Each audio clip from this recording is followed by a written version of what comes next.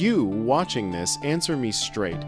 If your life depended on it, could you drag a string that bites like a wolf, again and again until your fingers turn to stone? Don't nod yet. By the end of this story, you'll know whether you're built for the longbow or whether the longbow would break you. They told Will, let's call him Will, because he could be any village boy. That church on Sunday was followed by a second religion, archery. Not a hobby, a law. Priests gave blessings, then constables counted bodies on the green. Boys from 7 up to grandfathers pushing 60 were marched out with staves and short bows, and if you skipped, fines, stocks, public humiliation. The king didn't ask, he commanded, because England's muscle wasn't just in castles, it was in the calluses of its archers. Will's first bow wasn't elegant. Hazel stick, frayed hemp. He drew, it shuddered. He cried, and the men around him didn't blink. Tears weren't a reason to stop. They were proof you'd started. Again. He pulled until blisters split, blood slicked the string, and the lesson set like mortar. If the bow doesn't change, you have to. By 12, the toy was gone. You replaced hazel, a real stave, pale heartwood backed by dark sapwood, a living spring that kicked like a mule. Draw weights weren't numbers to boast about, they were a daily sentence, 100 pounds of raw argument between bone and wood. Watch his body mutate in time-lapse. Left shoulder swells, back knots like old rope, fingers toughen into horn. You can dig a needle into his pad and it'll shrug off the steel. Skeletons pulled from medieval graves still tell on themselves, drawing arms thicker, collarbones reshaped, spines twisted by 1,000 identical motions. Will isn't lifting at the gym. He is the gym.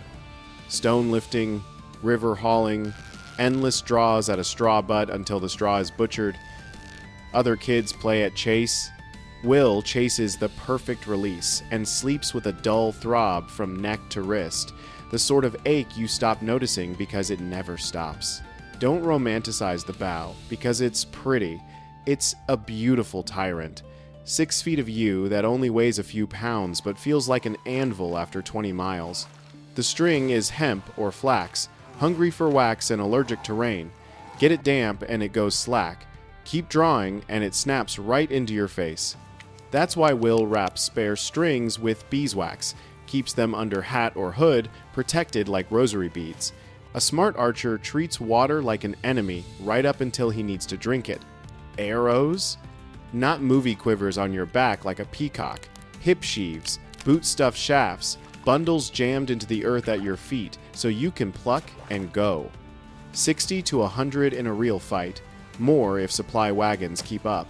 Shafts matched to the bow's temper too light, they flutter. Too heavy, they sag. Goose feathers fletched with care. Heads hammered by a smith who knows whether today's business is punching mail, biting into plates' gaps, or tearing through unarmored flesh. Will learns to feel an arrow's mood in the dark. He can knock blind, draw by habit, and let the strings sing before his brain finishes the sentence. Let me ruin your fantasy quickly. Being an archer isn't 50 seconds of glorious slow-motion kills.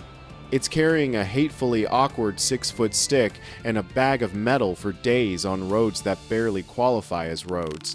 You start before dawn, no coffee, no fire, because smoke is a flag that says, "Rob me." Breakfast is cold bread. You soften in spit and stubbornness. Boots? Thin leather that laughs at puddles and loses to stones. If you're lucky, you've got a gambeson, quilted layers, hot in summer, wet sponge in rain, and maybe, just maybe, a scrap of mail and a kettle hat. The noble houses sleep in tents. Will sleeps in his cloak, cheek to mud, sharing the hospitality of lice. March 20 miles, sometimes more. If the baggage lags, you're eating air and swallowing curses. Rain turns yards into arenas of humiliation. Strings go slack. Bow staves hate damp and warp if you store them wrong. Men joke to stay sane. Half mule, half man. That's not a joke. It's a diagnosis. Now raise your head, because something important happens on these roads. The grind makes monsters. Blisters bloom and die. Backs stiffen into iron, feet harden until sharp stones feel like rumors. Will learns how to pace his breath under 80 pounds of problem, how to count steps without thinking, how to move like a pack animal, and still have enough violence left in his arms to drag a string and fire 12 arrows a minute when someone finally has the courtesy to try to kill him. The battlefield is not chaos, it's math with sharp edges. You don't just stand and shoot, you pick ground like you pick friends, because it saves your life. A slight rise buys you distance. A patch of woods pins your flank. A wet field steals cavalry's courage. Wind is a bully, you learn to bully back. Sun angles make enemies squint. The lie of the land, the lie of the weather. These are your allies if you're clever. Will and the others set stakes thick ash poles with iron tips angled toward the enemy horse. You do not want a destrier hitting you at full gallop.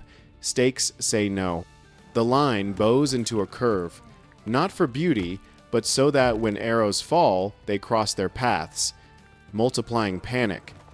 Commanders don't shout. Noise eats words. So you watch flags. You feel drums. You listen for horn calls that mean ready, loose, again. And when loose comes, the world changes temperature. 100 men firing 1,000 shafts a minute turns the air to sleet. At places like Crécy or Poitiers, or the mud-choked miracle of Agincourt, walls of knights come on in, glittering arrogance, and smash face first into a storm so thick they can't breathe without swallowing feathers. Plate stops a lot, yes, but not everything. Joints have gaps. Visors have slits. Horses panic. A few men fall, they trip the ones behind, and a river of bodies starts to flood the choke point. And Will? Will is a machine that breathes and draws. Knock, draw, anchor, loose. Knock, draw, anchor, loose. A rhythm that drowns fear. Don't romanticize this either. Arrows don't politely stick and pose. They break ribs, punch into armpits, bury in groins, tear throats, crack teeth through visor slits. Men pray out loud and then choke on their prayers. The smell is metal and mud and bowel.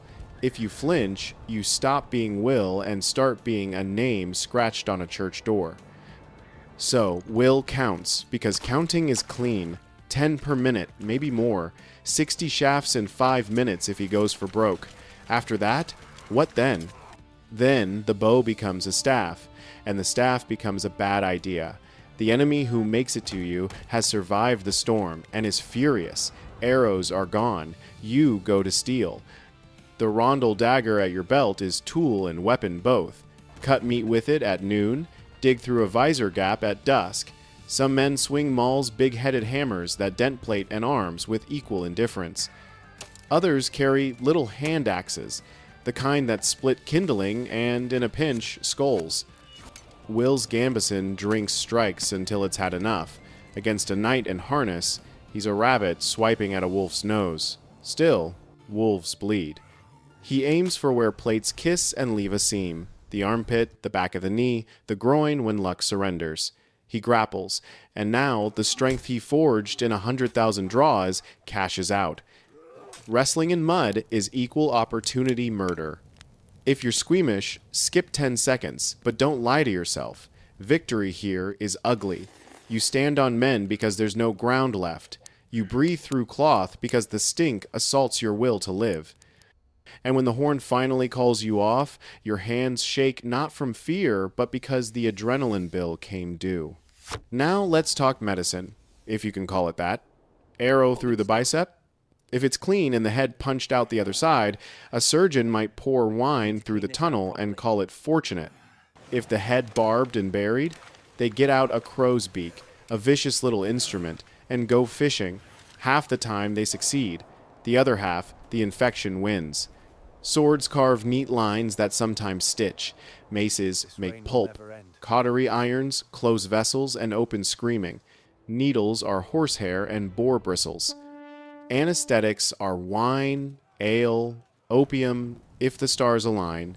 Field hospitals are straw, shared flies, and a chorus of men lying to each other about how fine they feel.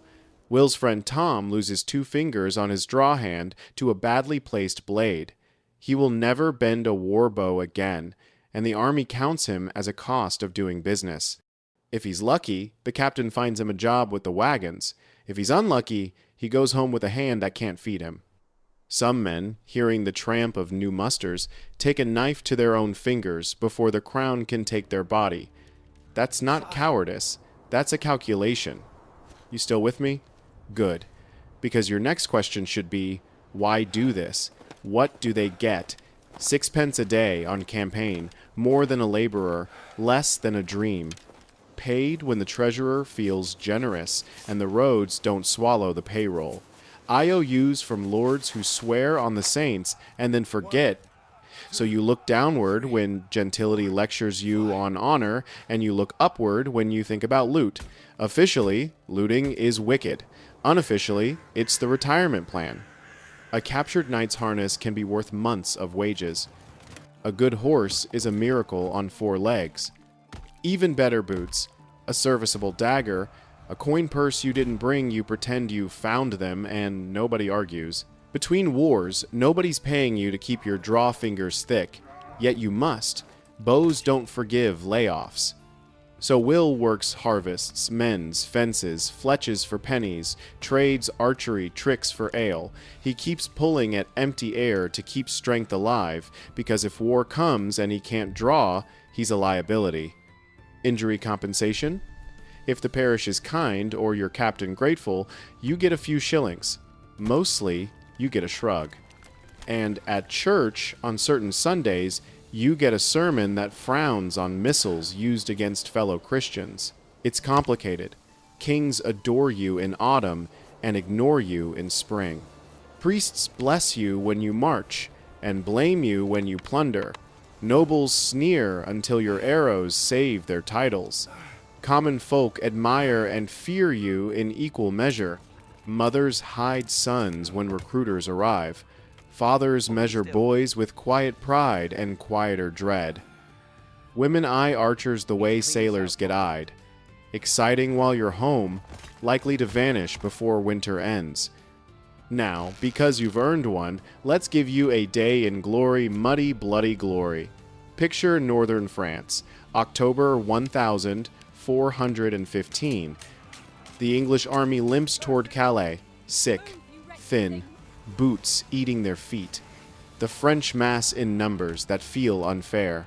The ground is churned farmland, sticky like treacle. The English lines anchor on woods. The archers drive stakes. Will is there because will is the name we give to endurance. A horn, a prayer that is more habit than hope. And then the arrow storm. Not a few, a cloud that moves like weather. French bravado collides with physics and mud. Plate that shrugs off single hits, drowns in the crush. Horses skitter, fall, roll their riders into pits, their own hooves cut. Will's shoulder burns. He rides the burn like a sailor rides swell. He knows the winds whisper by ear. He feels the drop in range like a sixth sense. The French reach the line in sticky, furious handfuls and discover that archers who lived through childhood are bad at dying quietly. Daggers find visor slits. Mauls turn helmets concave. The English line doesn't break. It grinds. When it's finally done, the field looks like a blacksmith's scrap bin poured onto a slaughterhouse floor. Will sags. He has no poetry for this. He rummages for arrows worth salvaging and wipes them on grass that can't get any dirtier. He counts friends. He comes up short. He stares until the mud forgets his boots and tries to keep them. Then he lifts. There's always something to carry. You want a secret nobody writes on banners? The longbow's greatest weapon is boredom beaten into obedience. The glamour is 5 minutes. The price is years. Will's hands are not miraculous. They are stubborn. His back is not superhuman. It is disciplined. He learned to love routine because routine is a staircase to the few minutes when history pays attention. Night after the fight, he's not triumphant. He's busy. Strings check. Stave dried by the least smoky corner of a cautious flame. feathers straightened, arrowheads reseeded with heated resin. He eats what passes for stew and what passes for bread. He drinks as much as he dares, less than he wants. He looks at the men who didn't come back and does the arithmetic of survival, luck, skill, ground, weather, and the stupid miracle of still being here. Let's pull the camera in close, because the truth sits in the details you can touch. The pad on his drawing fingers has a ridge, a groove worn by a string that never once pitied him. The inside of his right elbow is mottled from 1,000 brushes with a string he loosed a breath too early. His left traps and deltoid have knotted into a ridge that doesn't exist on other men. He walks a little sideways, not from injury, but from years of carrying 6 feet of "don't drop me" at a diagonal. When he lies down, one shoulder hits the ground before the other, bone talking to dirt. He isn't a hero in his head. Heroes don't worry about damp bow bags or the angle of a stake line. He doesn't think about destiny. He thinks about wind from the left at 14 paces per second and how a goose quill behaves in wet air. He keeps an extra string under his cap. He keeps an extra plan under his pride. He looks at hills and sees range. He looks at forests and sees ambush. He looks at clouds and sees timing.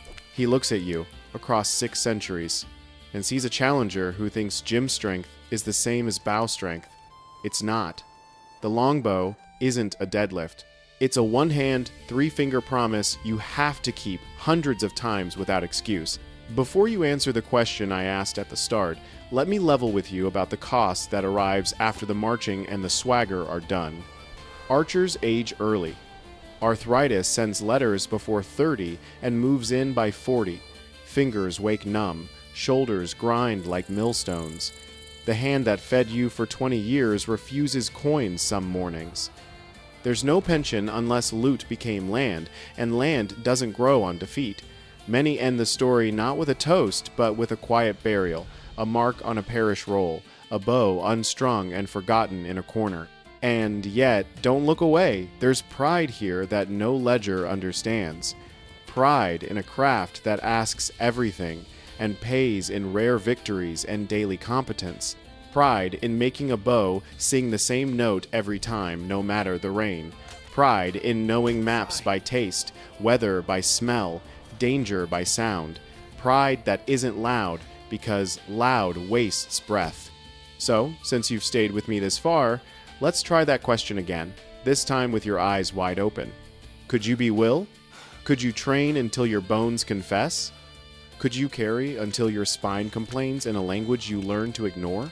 Could you stand on sticky ground with your stomach arguing and draw anyway 10, 12 times a minute because men you'll never meet will live if you do and die if you don't?